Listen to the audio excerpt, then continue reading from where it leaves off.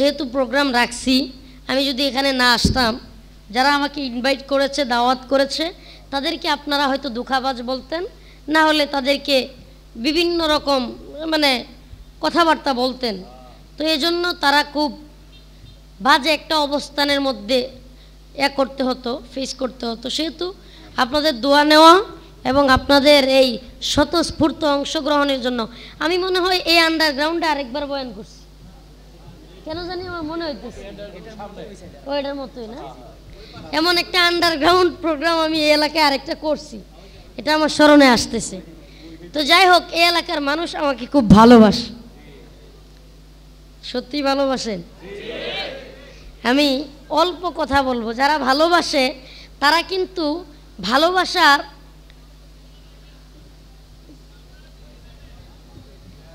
কি কথা শোনা যায় না, নাকি একটু আগায় বসতে হবে? কি বলতেছেন? একটু আগায় আগায় আসেন, সবাই কথা না বলি, কথা না বলে একটু জিকিরে ফিকিরে আগায় বসি। আর এটা কি চলে না? আচ্ছা, সবাই কথা না বলি, এটা বিশৃঙ্খলা দেখা যাবে। আচ্ছা, একটু চাপ দিয়ে বসেন। যারা দাঁড়ায় আছে অনেকেই পিছনে দেখতে পারতেছে না, অনেকেই আসছে অনেক দূর থেকে। আসলে প্রোগ্রাম দেখার বিষয় না, প্রোগ্রাম কি না, শোনার বিষয়। এতটুকু জায়গা সংকলন হবেও না, এখন অনেক মানুষ এদিকে ভিড় করতেছে। আপনারা যে যেখানে আছেন আশা করি অল্প কয়েকটা কথা বলবো, শুনবেন। রাজি আছেন তো? আল্লাহ তাআলা সকলকে বোঝার তৌফিক দান করুন। আপনারা আমার ইউটিউবে অথবা ফেসবুকে বা বিভিন্ন মাধ্যমে যে বয়ান শুনে থাকেন, আল্লাহ মাফ করুক, যতটুকু কথা বলি সেটা হয়তো শতভাগ উজাড় করে কথা বলার চেষ্টা করি, জজবা নিয়ে কথা বলি। দ্বীনের জন্য, ইসলামের উপকার হয়, দ্বীনের উপকার হয়, উম্মার ফায়দা হয়, এই চিন্তা ফিকির থেকেই জজবা নিয়ে অন্তরস্থল থেকে কথাগুলো বলার চেষ্টা করি। সেজন্য অনেক জায়গায় অনেক ধরনের বক্তৃতা হয়, অনেক ধরনের কথাবার্তা চলে আসে, অনেকের ভালো লাগে, অনেকে সমালোচনা করে। তো আজকে কোনোটাই হয়তো হবে না, আমি খুব নর্মালি কিছু কথা আপনাদের সামনে বলে ইনশাআল্লাহ বিদায় নিব। আপনারা আশা করে আসছেন, হয়তো আপনাদের পরিপূর্ণ আশা আমি পূরণ করতে পারবো না, ইনশাআল্লাহ সুম্মা ইনশাআল্লাহ। গাজীপুরে প্রোগ্রাম তো প্রায়ই করা হয়, আমি এখন চলেই আসছি গাজীপুরে, আলহামদুলিল্লাহ বলেন। আমি গাজীপুরে চলে আসছি। ওয়ারলেস আমি নিজস্ব মাদ্রাসা করছি, ওই মাদ্রাসার বর্তমানে দায়িত্বে আছি, নিছি ওয়ারলেস গেট যেটাকে বলে, বাড়িয়ালি স্কুল মাঠের পাশে, ওখানে নিজেই মাদ্রাসা নিছি। যে মাদ্রাসা উদ্বোধন করেছেন আল্লামা নূর হোসেন কাসেমি, নবনির্বাচিত হেফাজতে ইসলামের মহাসচিব, বারিদারা মাদ্রাসার প্রিন্সিপাল, এবং সুলতানুল ওয়াইজিন আল্লামা খালিদ সাইফুল্লাহ আইয়ুবী সহ বাংলাদেশের শীর্ষস্থানীয় উলামায়ে কেরাম আলহামদুলিল্লাহ, আব্দুল বাসাত খান সিরাজগঞ্জি, আল্লামা হাসান জামিল সহ দামাত বারকাতুহুম সহ অনেক বড় বড় আকাবিররা আলহামদুলিল্লাহ আমি ওদমের মাদ্রাসায় গিয়েছেন। তো আপনাদের দোয়ায় গাজীপুরে আসছি, আরও অনেক দেখা হবে, কথা হবে, আপনাদের সাথে আলোচনা হবে। তো আপনারা আশাহত নৈরাশ হবেন না, সেটাই বলবো। আজকে যেহেতু অসুস্থ, আর আমার প্রতি আপনারা মনক্ষুণ্ণ না হয়ে কিছু কথা বলবো, সেগুলো থেকে কিছু মেসেজ দেওয়ার চেষ্টা করব। আল্লাহ তাআলা আমাদের সকলকে সহিহ বুঝ দান করুন। আর এইগুলো কি, দুইটা কি ক্যামেরা, তিনটা কি ইউটিউব? হ্যাঁ, পেজ বাজাইবেন না তো আবার? আমারও মালয়েশিয়া বাড়াইবেন না তো? হ্যাঁ, হুজুররা তো হুজুরদের বিরুদ্ধে লাগে না, হুজুর ঘরে ইউটিউবাররা লাগায়, এমন এমন থাম্বনেল দেয় যে এক হুজুর আর এক হুজুরে বক্সিং দিতেছে। কি এক আজীব ব্যাপার রে ভাই, তোমার এই ইউটিউবের এই কয়েকটা টাকার জন্য তুমি এত বড় বড় মুফাসসিরগণকে একজনকে আরেকজনের বিরুদ্ধে লালাইয়া দিতেছো। তোমার কি ভয় হয় না? বেটা, তোর সুদের টাকার চাইতেও তো তোর এই টাকার গুলো বেশি হবে। এই ইউটিউবার ভাইরা রাগ করেন না। আবার এদের দ্বারাই আমাদের যে সত্য কথাগুলো আছে, হক কথাগুলো আছে, এগুলো আবার মুহূর্তের মধ্যেই গোটা পৃথিবীবাসী, বাংলা ভাষাভাষী পৃথিবীর সমস্ত মানুষ জানতে পারে। এটাও একটা ফায়দা আছে। এখন ফায়দা তো তখনই হয়, মনে করেন ঘরের ভিতরে আপনি জানালা রাখলেন, কি রাখলেন? জানলা রাখলেন, উদ্দেশ্য হলো ফজরের আজানটা হবে, আমার ঘুমটা ভাঙবে, আমি পশ্চিম দিকে জানলাটা রাখলাম, ফজরের আজানে আমার ঘুমটা ভেঙে যাবে, আমি মসজিদে নামাজ পড়ার জন্য যাব।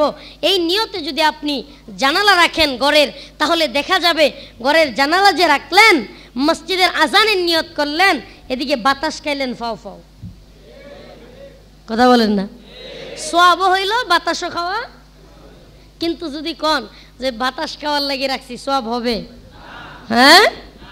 এখন ইউটিউবারদের অবস্থা হলো এই, যদি ইসলাম প্রচার, হক কথাগুলো প্রচার করা, সত্য কথাগুলো মানুষের কাছে পৌঁছানো, ইসলামের দাওয়াত, কোরআনের দাওয়াত, বড় বড় মুফাসসিরিনে কেরাম, আল্লামা ডক্টর মিজানুর রহমান আজহারি, আল্লামা মামুনুল হক, আল্লামা হাফিজুর রহমান সিদ্দিকী, আরও বড় বড় জুনায়েদ আল হাবিব, আল্লামা হাবিবুল্লাহ মাহমুদ কাসেমি, আল্লামা খালিদ সাইফুল্লাহ আইয়ুবী, আব্দুল বাসেত খান সিরাজগঞ্জি, আল্লামা হাসান জামিল, আরও অনেক অনেক বক্তা হজরতগণ আছেন। তাদের বয়ানগুলো যদি, হক কথাগুলো, কোরআন হাদিসের দলিল ভিত্তিক কথাগুলো আমি যদি ইউটিউবের মাধ্যমে, ফেসবুক লাইভের মাধ্যমে, ভিডিওর মাধ্যমে, অন্য একটা ভাই যে আমার গাফেল ভাই ঘরের ভিতরে মোবাইল নিয়ে শুয়ে আছে, হঠাৎ করে হুজুরদের কথাগুলো চোখে আসছে, আচ্ছা দেখি তো হুজুর কি বলে, যখন ওই মাওলানা গুলাম সরওয়ার সাইদির মতো যদি বলে, ও যুবক তুমি কি এখনো মসজিদে যাইতে পারো নাই, দেখো নাই করোনাকালীন সময়ে মসজিদগুলো বন্ধ হয়ে যাচ্ছে, এই কথাগুলো যদি তার কর্ণকহরে পৌঁছায়, হৃদয়ের মধ্যে একটা বাড়ি দেয়, ইগুতে যদি হিট করে, হতে তো পারে মোবাইলটা ফেলে রেখে মসজিদে চলে যাবে, হতেও তো পারে। তাহলে এদের দ্বারা ফায়দা নেই সেটা বলা যাবে? কথা বলেন। অবশ্যই ফায়দা আছে। আল্লাহ তাআলা সকলকে সহি বুঝ দান করুক। তো ফায়দা তখন হবে যখন ইচ্ছা থাকবে, নিয়ত থাকবে দিন প্রচার করা। কিন্তু এই দিন প্রচার করতে গিয়া ওয়াজের মাঝখানেও আপনি কি সুন্দর হতে চান, ফেয়ার অ্যান্ড লাভলি ইউজ করুন। বুঝেন নাই? আরে ইউটিউবের ব্যবসাটা হচ্ছে, ইউটিউবের মধ্যে মূলত ব্যবসাটাই হচ্ছে ভিউ আর সাবস্ক্রাইবার দিয়ে ব্যবসা না, মূল ব্যবসাটা হচ্ছে অ্যাডভার্টাইজ। তো এখন যদি ওয়াজের মধ্যে মনে করেন পীর সাহেব, বর্তমানে পীর সাহেবগিরি ওয়াজ যারা করে, এমন একজন আলেম সুলতানুল ওয়াইজিন খালিদ সাইফুল্লাহ আইয়ুবী সাহেব খুব তাসাউফের ওয়াজ করতেছেন, খুব নরমি ওয়াজ করতেছেন, ওয়াজের মাঝখানে যখন নরমি ওয়াজ করে মানুষকে গলাইতেছেন, ঠিক সেই সময় ফেয়ার অ্যান্ড লাভলির মনে করেন যে অ্যাডভার্টাইজ শুরু হয়ে গেল। আপনি কি রোদের মধ্যে গিয়ে কালো হয়ে গেছেন? No tension. এই যদি হয় অবস্থা, মহিলাদের এরকম ভিডিও চলে আসে, তাইলে আইয়ুবী সাহেবের এতক্ষণের ওয়াজ একবারের ভিডিওর মধ্যে ছবি আসার কারণে সব কিন্তু একবারে ফিউজ হয়ে যাবে। কথা বলেন। এই যে অবস্থান, এই অবস্থাটা হলো আপনার মূল মাকসাদ। যদি আপনি ব্যবসাকে বানায় নেন, টাকাকে বানায় নেন, আমি বলবো ইসলামের দোহাই দিয়া, আপনারা তো হুজুরদেরকে এখন ধর্ম ব্যবসায়ী বলেন, আমি তো বলবো আপনারাই প্রকৃত ধর্ম ব্যবসায়ী। হুজুরদেরকে ধর্ম ব্যবসায়ী বলো না। হুজুররা মাহফিলে ওয়াজ করে কিছু হাদিয়া নিলে ধর্ম ব্যবসা, আর তুমি নির্বাচনের আগে মাহফিলে মাহফিলে ঘুরা ঘুরা বুট চাও, মাহফিলের মঞ্চে এসে বুট চাইলে এইটা ধর্ম ব্যবসা হয় না। এগুলো বললে হুজুর জঙ্গিবাদ, হুজুর উগ্রবাদ। আলহামদুলিল্লাহি ওয়াসসালাতু ওয়াসসালামু আলা মান লা নাবিয়্যা বা'দা ওয়াল ওয়াজনু ওয়ার রাজমু ওয়াল আজমু বিল জাজম লা জালাদ বালাদ ওয়ালাদ জুজু ওয়া রুজু ওয়া উজমালা সুম্মা নাশহাদু আন লা ইলাহা ইল্লাল্লাহু ওয়াহদাহু লা শারীকা লাহু لا زد له ولا ند له ولا مثل له ولا مثال له ونشهد أن لا إله إلا الله وحده لا شريك له ونشهد أن سيدنا وسندنا وحبيبنا وحبيب ربنا وطبيبنا وطبيب قلوبنا ومولانا وأولانا محمدا عبده ورسوله أرسله إلى كافة للناس بشيرا ونذيرا وداعيا إلى الله بإذنه وسراجا وقمرا منيرا أما بعد فقد قال الله تبارك وتعالى في كلامه المجيد والفرقانه الحميد أعوذ بالله من الشيطان الرجيم بسم الله الرحمن الرحيم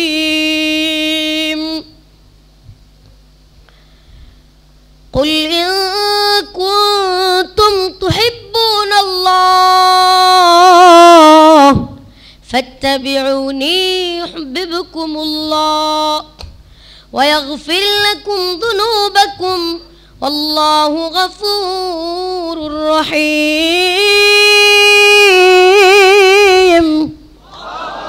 قل أطيعوا الله والرسول فإن تولوا فإن الله لا يحب الكافرين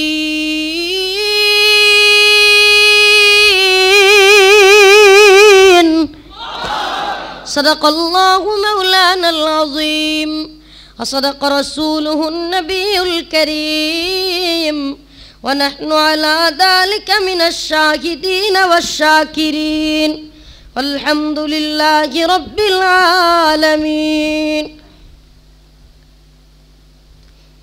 ইকরা হাফিজিয়া ক্যাডেট মাদ্রাসা শরীফপুর গাজীপুর মহানগরের উদ্যোগে আয়োজিত আজকের এই ইসলাহি দোয়া মাহফিলের সম্মানিত সভাপতি আলহাজ আইনুদ্দিন ব্যাপারী মুতাওয়াল্লি দুলাল মুন্সি বাইতুল মামুর জামে মসজিদ, সম্মানিত প্রধান অতিথি কাউন্সিলর জাহাঙ্গীর আলম 34 নং ওয়ার্ড গাজীপুর সিটি, সম্মানিত প্রধান আলোচক আলহাজ মুফতি আব্দুল হামিদ মুহতামিম নামিরা মহিলা মাদ্রাসা, সম্মানিত দোয়া পরিচালক মুফতি আশরাফ আলী দাওয়াত বরকাতুহুম সহ আজকের মহতী সম্মেলনের সম্মানিত আলোচক বৃন্দ, আমার সামনে উপবিষ্ট মুরব্বিয়ানে আযম, আমার সমবয়স্ক ভাইরা, পর্দানিশীন পর্দাওয়ালি শ্রদ্ধেয় মা ও বোনেরা, মহান রব্বে করিমের দরবারে অসংখ্য গণিত শুকরিয়া যে আল্লাহ রাব্বুল আলামিন আপনাকে আমাকে অত্যন্ত দয়া করে, মায়া করে, মোহাব্বত করে, ভালোবেসে, যাচাই করে, বাছাই করে, মনোনীত করে কোরআন ও হাদিসের কথা বলার এবং শোনার জন্য তৌফিক দান করেছেন। সেজন্য অন্তরস্থল থেকে কালিমাতুশ শুকুর আদায় করে স্বতঃস্ফূর্তভাবে বলি আলহামদুলিল্লাহ। আরও জোরে আওয়াজ করে বলি আলহামদুলিল্লাহ। মুসলমানের আওয়াজ যত নরম হয়ে গিয়েছে, কই আসবে কোন এনে নে এইদিকে একটু ও এদিকে আবার যায় না, এনে দেখে না হুজুরে, এই যে পিলারের জন্য হুজুরে দেখে না, আর যাবেও না, আপনি জোর করে যায় বলেন তবু যাবে না, হুজুরে দেখতে হবে। এখন একটু স্যাক্রিফাইস তো করা দরকার। আমি আবার শুধু বসে থেকে ওয়াজ করি না, সব দিকেই তাকায়। যারা এদিকে আসেন আরও এদিকে আসেন একটু, আসলে অনেক কষ্ট হচ্ছে, অনেকেই আসছে, অনেক মানুষ হয়ে গেছে, অল্প জায়গা অনেক মানুষ হয়ে গিয়েছে, যে কারণে কষ্ট হয়ে যাচ্ছে। আচ্ছা, আপনারা কি একটু আসবেন এদিকে, নাকি হুজুর বসছি যে বসছি, যাই বলেন বলেন, যাবো না? কোনটা যাবেন না? আবার কর না, যাবে না, যাবে না, বয়ান করি আমি, সেটাই ভালো। প্রিয় ভাইরা আমার, আমি আপনাদের সামনে সূরাতুল আলে ইমরানের 31 এবং 32 নম্বর আয়াতে কারিমা তিলাওয়াত করেছি। আল্লাহ রাব্বুল আলামিন যদি তৌফিক দান করেন, উক্ত দুইটা আয়াতকে সামনে রেখে কিছু কথা বলার তৌফিক হলে প্রয়াস চালাবো, ওমা তৌফিক ইল্লা বিল্লাহ। প্রিয় হাজিরিন, সর্বপ্রথম বলতে হয়, আজকে দেখেন গোটা পৃথিবীতে, এমনকি বাংলাদেশের ভিতরেও আমরা একটা জিনিস খুব খেয়াল করলে স্পষ্টভাবে দেখতে পাই সময়ে সময়ে একদল আগাছা তৈরি হয়, একদল আগাছা তৈরি হয় যাদের কাজই হচ্ছে ইসলাম বিদ্বেষ লালন করা। এদেরকে আমি আগাছা আর পরগাছা কেন বলি? আসলে এরা সংখ্যায় তেমন না, সংখ্যায় তেমন না, গুটি কয়েক, কিন্তু এদের কাজই হলো ইসলাম বিদ্বেষ লালন করা, ইসলামকে মাইনাস করা, ইসলামকে ধ্বংস করে দেওয়ার পায়তারা করা। এটা কেন বলি? কয়েকদিন আগে, আজকে আমি আমার আলোচনার বিষয় নিয়েছি সূরাত আলে ইমরানের 31 এবং 32 আয়াত। হলো এই আয়াতের শানে নজুল বা আয়াত নাজিল হওয়ার কারণ ছিল এরকম,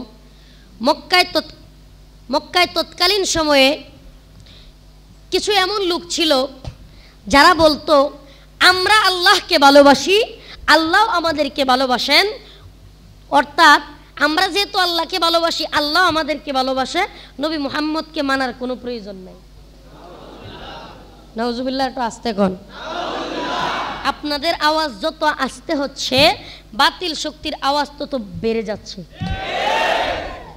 আজকে গানের কনসার্ট হলে বন্ধ হয় না, মাহফিল হলে বন্ধ হয়ে যায়।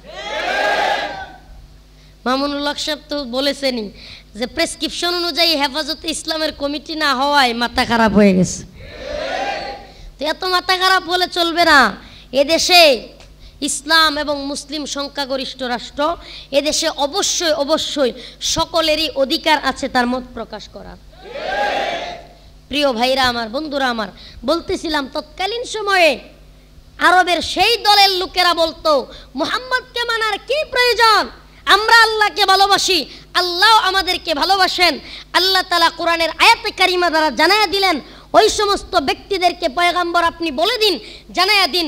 আল্লাহ তাআলা বলেন কুল আতিউল্লাহ ওয়ার রাসূল ফাইতাওয়াল্লাউ ফাইন্নাল্লাহা লা ইউহিব্বুল কাফিরিন।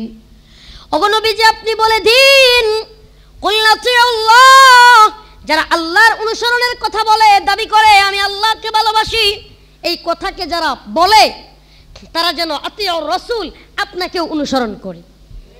কেউ যদি আমি আল্লাহকে ভালোবাসার দাবি করে, এই কথা মুখ দিয়ে উচ্চারণ করে, তবে আপনাকেও ভালোবাসতে হবে, আপনার পথ অনুসরণ করতে হবে। আপনার পথ মত আদর্শ ব্যতীত অন্য কোনো পথ মত আদর্শের মধ্যে কোনো দিন আমাকে খুঁজে পাওয়া যাবে না, জান্নাত পাবে না, বরং তারা জাহান্নামের অগ্নিকুণ্ডে জ্বলতে হবে। আমাদের বড় কষ্টের বিষয়, আফসোসের বিষয়, তবুও বলতে হয়, আজকে আমরা মুসলমানেরা আস্তে আস্তে যত বেশি তারাকতু ফীকুম আমরাইন লান তাদিল্লু মা তামাসসাকতুম বিহিমা কিতাবাল্লাহি ওয়া সুন্নাত রাসূলি। আল্লাহ রাসূল দুইটা বিষয় আমাদের কাছে রেখে গেছিলেন, একটা কোরআন আর একটা হলো সুন্নাহ। হাদিস না, হাদিস কইলে আবার পেছ লাগে। এখন একদল বাইর হইছে খালি কয় হাদিস হাদিস, আর কিচ্ছু না, কয় আমরা হইলাম সহি হাদিস বিশ্বাসী, আহলে হাদিস, মানে আর কিছু মানে না, কলি কয় হাদিস। না, এরকম না। হাদিস আর সুন্নাহ এক জিনিস না। এমন অসংখ্য হাদিস রয়েছে যে হাদিসের বর্তমান সময়ে ওই হাদিসের অনুযায়ী আমল করার মতো বাস্তবতা নাই, কি নাই? নাই। অসংখ্য হাদিস দেখানো যাবে যে হাদিসের আমল করা বর্তমানে সম্ভব না। কয়েকটা হাদিস একই বিষয়ে আসছে, একই বিষয়ের একাধিক হাদিস আছে না নাই? একই বিষয়ের 10টা 15টা 20টা 50টা হাদিস আছে, এত পরিমাণে হাদিস। তো একই বিষয়ের একাধিক হাদিস থাকলে কোন হাদিসে আমল করতে হবে, কোন হাদিসের উপর আমল করা যাবে না, এটা স্বাভাবিক সাধারণ মানুষ বুঝবে? এটা মুস্তাহিদ পর্যায়ের লোক লাগবে, যারা সকল হাদিস, কোন যায়িফ হাদিস, কোনটা সহি, কোনটা কি বলে গায়রে সহি, কোনটা হাসান লি জাতিহি, কোনটা হাসান লি সহি, হাসান লি জাতি, হাসান লি গায়রিহি, এগুলো বুঝার মতো এবিলিটি যাদের আছে, যোগ্যতা যারা আছে, তারাই হাদিসগুলোকে একসাথে করে এগুলোকে জাস্টিফাই করবে, এগুলোকে রিচার্জ করবে। আস্তে আস্তে রিচার্জ করতে করতে যখন দেখবে এই হাদিসগুলো সহি বা এই হাদিসগুলো আমলযোগ্য, তখন উলামায়ে কেরাম অথবা আইম্মায়ে কেরাম অথবা মাযহাবের সমস্ত যে যারা মুফতিয়ানে কেরাম আছেন, তারা ইমামুল আজম যারা আছেন, বড় বড় ইমাম, তারা ফতোয়া দিবেন কোন হাদিস আমল করা যাবে, কোনটার আমল বর্তমানে করা যাবে না। তো বলতেছিলাম